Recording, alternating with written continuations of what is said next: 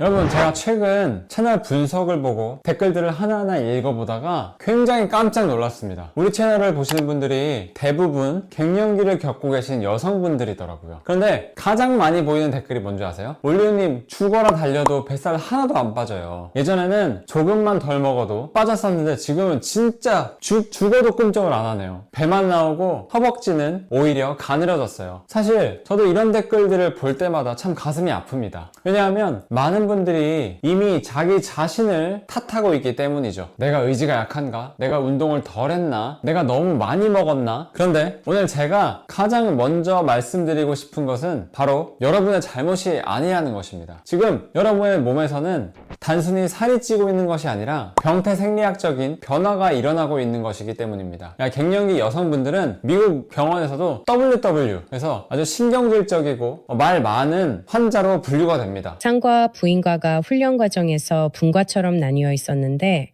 부인과에 소아과 폐경 등이 모두 묶여 있었죠. 폐경만을 위한 별도의 클리닉은 없었습니다. 저는 4년 과정 동안 강의를 6시간만 들었어요. 그래서 중년 여성분들이 불편함을 느끼며 찾아오셨죠. 그분들은 몸이 좋지 않고 잠도 잘 못 자고 살도 좀 찌고 여기저기 쑤시고 뭔가 좀 모호한 증상들이 길게 이어졌어요. 그리고 선배들은 옆에서 아이고 그거 잘 해결해봐 라고 말씀하시곤 했었답니다. WW가 왔네라더군요. 일종의 암호였죠. 차트에 적진 않았죠. 이건 교수님들이 가르쳐준 게 아니라 훈련 과정에서 전해지는 전설 같은 거였어요. 그리고 WW는 징징거리는 여자라는 뜻의 암호였어요. 이제 와서 보니 그분은 폐경 전기로 현재 70가지나 되는 아주 다양한 여러 증상들로 인해서 고생하고 있었던 것이었죠. 선배들은 도울 수 없어 답답해했죠.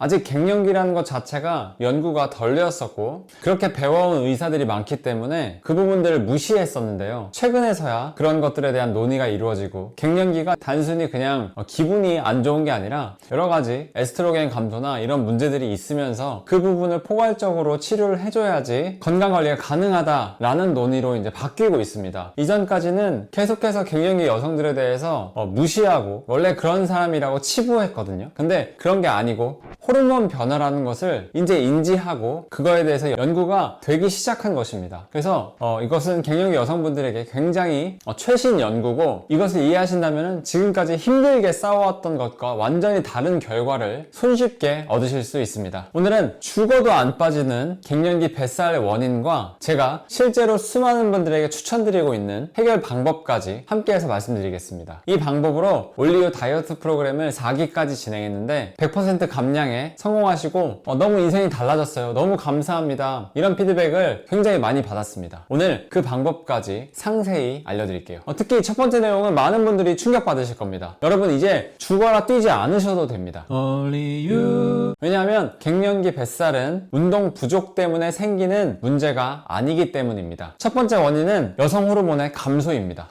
이 부분은 많이 들어보셨을 수도 있는데요. 이게 왜 중요하냐면 여성 호르몬인 에스트로겐은 단순히 생리만 담당하는 호르몬이 아닙니다. 지방이 어디에 저장될지를 결정하는 매우 중요한 역할을 합니다. 가임기 여성은 지방이 허벅지와 엉덩이에 저장되는 경향이 있습니다. 그런데 폐경이 되면서 에스트로겐이 감소하면 복부 지방을 막아주던 보호막이 사라지게 됩니다. 그 결과 지방은 자연스럽게 배로 몰리게 되는 거죠. 그래서 체중 변화는 크게 없는데 바지가 안 맞기 시작합니다. 그리고 허벅지가 가늘어지는데 배는 점점 나오기 시작하죠. 많은 분들이 왜 나만 배가 나오지? 생각하시는데 사실은 매우 자연스러운 생리적 변화입니다. 그리고 두 번째는 행복 호르몬인 세로토닌의 감소입니다.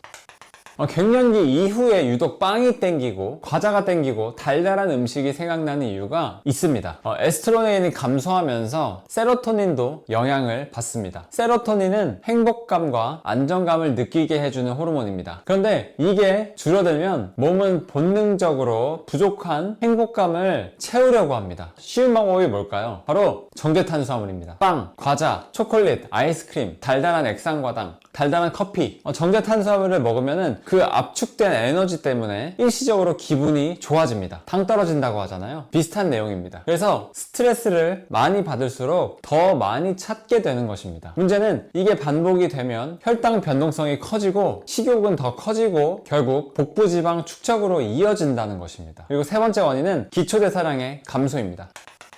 정말 많은 분들이 댓글에 남겨주셨어요. 올리브님, 먹는 양은 똑같은데 왜 살이 찔까요? 저는 먹는 양이 달라지진 않았어요. 근데 살이 찝니다. 맞습니다. 실제로 몸이 예전과 다르기 때문입니다. 폐경 전 여자분들은 매달 배란 과정에서 상당한 에너지를 소비하게 됩니다. 그런데 폐경이 되면 이 과정이 사라지게 되죠. 쉽게 말해서 예전보다 몸이 덜 쓰이는 것입니다. 하루에 100칼로리에서 300칼로리 정도의 차이가 생길 수 있는 것이죠. 별거 아닌 것 같잖아요. 근데 1년이면은 지방 10kg의 차이가 날 수도 있는 것입니다. 그러니 예전과 똑같이 먹는데 살이 찌는 것은 당연한 결과입니다. 하지만 여기서 중요한 질문이 생기죠. 그럼 어떻게 해야 되나요? 무조건 굶어야 되나요? 무조건 달리기 해야 되나요? 무조건 하루 2시간씩, 3시간씩 운동해야 되나요? 저는 오히려 정반대로 생각합니다. 몸이 바뀌었다면 방법도 바뀌어야 합니다. Only you. 제가 100kg이 넘던 시절에 3개월 동안 30kg를 감량하고 지금까지 5년째 유지하면서 깨달았던 것이 있습니다. 다이어트는 몸을 괴롭히는 것이 아니라 몸이 원하는 환경을 만들어줘야 하는 것입니다. 그래서 저는 아침 공복에 올리브유를 시작한 것입니다. 많은 분들이 의아해하세요. 댓글도 굉장히 많죠. 살 빼려는데 칼로리 높은 올리브유를 먹는다고요? 저도 처음에는 그렇게 생각했습니다. 그런데 우리가 두려워해야 하는 것은 좋은 지방이 아니라 잘못된 음식 중독입니다. 올리브유의 풍부한 올레산은 포만감을 높이고 식욕 조절에 도움을 줄 수 있습니다. 또 식사 사이에 불필요한 간식을 찾는 빈도를 줄일 수 있습니다. 아니면 더 좋은 간식을 먹을 수 있겠죠. 제가 매일 아침 올리브유 40ml를 마시는 이유도 여기 있습니다. 신기하게도 올리브유를 마시면 하루 내내 식욕이 훨씬 안정됩니다. 예전처럼 빵이나 흰쌀밥이 계속해서 생각나지 않아요. 초콜릿이나 달달한 것들이 생각나지 않습니다. 저도 카페모카를 엄청 좋아했었거든요. 제 살은 거의 카페모카 야식이 찌웠다고 해도 과언이 아닌데 이제는 마시지 않습니다. 과자를 찾지도 않아요. 이게 갱년기 여성분들에게 특히 중요한 이유가 바로 여기 있습니다. 이미 앞에서 말씀드렸죠. 세로토닌 감소. 세로토닌 감소 때문에 탄수화물 중독이 생기기 쉬운 상태인데 올리브유는 식욕의 롤러코스터, 이것을 완화하는 데 도움을 줄 수 있기 때문입니다. 올리브유도 효과가 있지만 더 효과를 증폭시킬 수 있습니다. 바로 채소 과일식입니다. 여러분 생각해보세요. 우리 몸은 수십 년 동안 흰쌀밥, 빵, 과자, 가공식품, 설탕에 중독되어 있었습니다. 그런데 채소 과일은 얼마나 드셨나요? 채소 과일에는 식이섬유와 70%의 수분과 다양한 파이토케미컬이 있습니다. 이것은 자연이 우리에게 주는 선물로 우리가 이것을 먹으면서 식이섬유는 포만감을 높여주고 장 건강에도 도움을 줍니다. 요즘에 많은 분들이 식이섬유를 너무 등한시하고 오히려 식이섬유가 변비를 일으킨다 이런 말씀하시는 분들이 많은데 식이섬유 안 먹으면 진짜 여성분들은 큰일 납니다. 식이섬유 진짜 많이 드셔야 돼요. 여성분들이 특히 과일을 많이 드시는 이유도 있습니다. 식이섬유를 몸에서 원하는 거거든요. 근데 과일 끊고 고기만 먹는다? 그건 안 됩니다. 그러다가 큰일 나요. 아셨죠? 그리고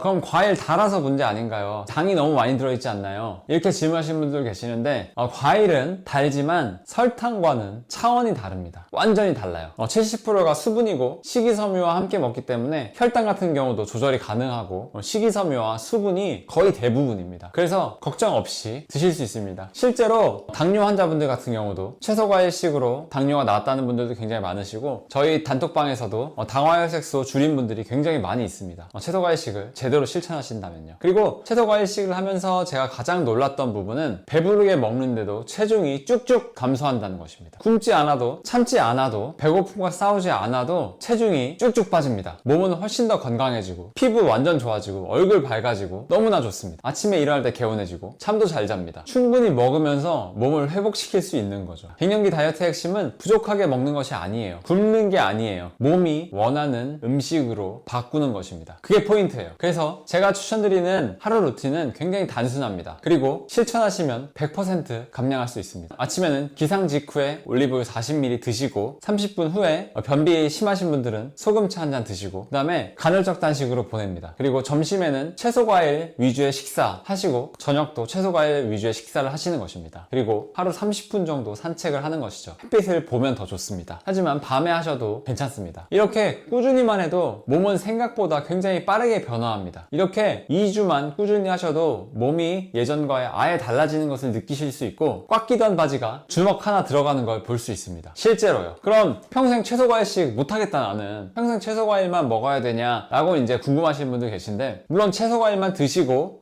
목표 체중까지 빼신 다음에 다른 것들을 드시는 걸 추천드립니다. 하지만 못 버티시는 분들 계시잖아요. 그래서 제가 최소한으로 3주 정도 채소과일식을 유지하시고 그 후에 삼겹살, 소고기 같은 고기도 추가해서 드시고 생선 같은 것도 드시고 다양하게 드시는 방법도 있습니다. 그러면 약간 덜 빠지긴 하는데 더 오래 유지할 수 있겠죠. 채소과일식을 못 하시는 분들은. 그 다음에 이것만 피하시면 돼요. 바로 달달한 맛있는 음료수, 달달한 커피 이런 것들, 그 다음에 튀김, 흰쌀밥, 간식 이 정도만 피하면 된다고 생각해보세요. 물론 가끔 먹어도 됩니다. 하지만 일단 초반에 빠른 감량을 위해서 다 피하시고 이렇게 지내보시면은 의외로 참기 쉽습니다. 그렇게 어렵지 않아요. 2주 후에는 아마 생각이 안 나실 거예요. 별로 먹고 싶다는 생각도 없습니다. 저는 실제로 그렇게 먹고 싶다는 생각이 없어요. 네, 실제로 그렇습니다. 물론 가끔 먹는 경우가 있긴 한데 실제로 그렇게 먹지 않습니다. 제가 보장할게요. 저 믿어보세요. 저 믿어보시고 2주만 한번 실천해보세요. 아예 달라지실 겁니다. 여러분, 갱년기 뱃살은 여러분의 잘못이 아니에요. 의지가 부족해서도 아니에요. 몸이 변했기 때문입니다. 하지만 희망적인 사실도 있습니다. 몸은 언제든지 다시 빠르게 변화할 수 있어요. 지금부터라도 올바른 환경을 만들어주면 되는 것입니다. 저 역시 그렇게 해서 3개월 만에 30kg를 감량했고 5년째 편하게 요요 없이 유지하고 있습니다. 여러분도 충분히 가능합니다. 제가 올리브 다이어트 프로그램에서도 증명했고 믿고 따라오시면 됩니다. 오늘부터 자신을 탓하는 대신에 자기 몸을 이해해보세요. 몸을 이기려고 하지 말고 유혹을 이기려고 하지 말고 몸을 도와주세요. 배고프지 않은 몸을 만들어야 합니다. 몸이 정상적으로 회복되면 허기지거나 배고프지 않습니다. 실제로요. 참지 않습니다. 그 순간부터 갱년기 뱃살은 생각보다 훨씬 쉽게 빠지게 될 것입니다. 제 경험상 가장 먼저 시작하기 좋은 것은 아침 기상 직후에 올리브유 40ml 복용입니다. 더 자세한 내용이 궁금하시다면 고정 댓글을 확인해보세요. 제가 잘 정리해 두었습니다. 여러분의 건강한 갱년기를 응원합니다. 감사합니다. 올리브였습니다.